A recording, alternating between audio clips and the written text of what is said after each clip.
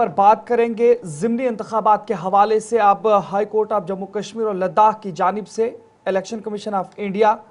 भारत सरकार और जम्मू कश्मीर सरकार की जानिब अब एक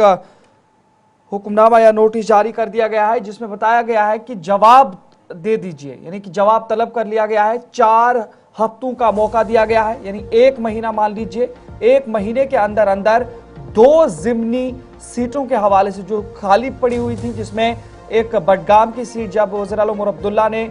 गांदरबल और बडगाम दोनों से जीता और उसके बाद बडगाम वाली सीट को उन्होंने छोड़ दिया, वो खाली पड़ी है जब से इंतखाबात हुए अक्टूबर सितंबर के महीने में पिछले साल। और उसके बाद अगर देखें तो जो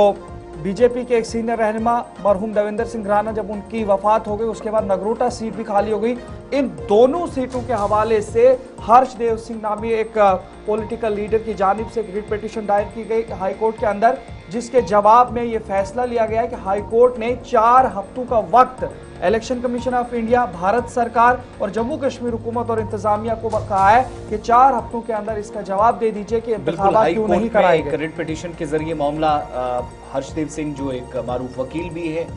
साबिक वज़ीर तालीम भी हैं, उनकी जानिब से नोटिस में लाया गया। अब जाकर इस पर जब समाअत हुई तो जम्मू कश्मीर और लद्दाख कॉमन हाई कोर्ट ने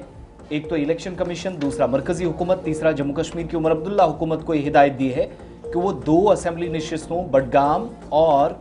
नगरोटा में ज़िमनी इंतखाबात कराने में ये जो ताख़ीर हो रही है, इसके हवाले से 4 हफ्तों के अंदर अपना जवाब दाखिल करें।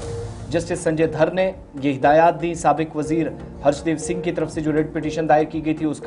उसके समाअत के बाद ये जारी की गई। और हर्षदेव सिंह ने यह भी इल्ज़ाम लगाया कि बडगाम और नगरोटा में जो बाई इलेक्शंस या ज़िमनी इंतखाबात हैं वो जानबूझकर नहीं कराए जा रहे हैं। हालांकि कानून के मुताबिक इंतखाबाती ये जो नशिस्तें हैं या सीट्स हैं, खाली होने के 6 माह के अंदर